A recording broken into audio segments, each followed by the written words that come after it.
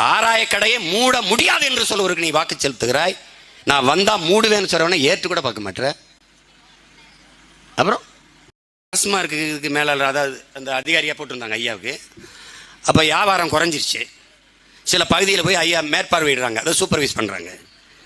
அப்போ ஏன் 2 மாதமாக வியாபாரம் குறைஞ்சிருச்சு அப்படின்னு கடை நிர்வாகிகள், அந்த விற்பனையாளர்கள், இந்த மேலாளர்கள்ட்ட கேட்குறாரு.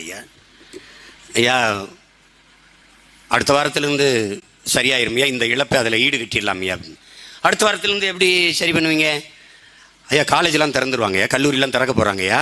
அது திறந்துட்டா இந்த 2 மாதம் இழப்பு இருக்குல்லங்க, லாஸ், அதை ஈடு கட்டிடலாங்கய்யா. அப்படின்னா நம் பிள்ளைகள் படிக்க போகிறார்களா குடிக்க போகிறார்களான்னு பாரு. கல்லூரி திறந்தால் டாஸ்மார்க் வியாபாரம் அதிகரிக்கும்னு விற்பனை மேலாளர்கள் ஐயா சகாயத்திட்ட சொல்கிறார். அவர் வருத்தப்பட்டு நாடு எதை நோக்கி போகுது பாருங்க, நீங்கள் பேசுங்கன்னு. நானும் தான் பேசுகிறேன், நீனும் தான் கேட்குற. என்ன ஆகுது?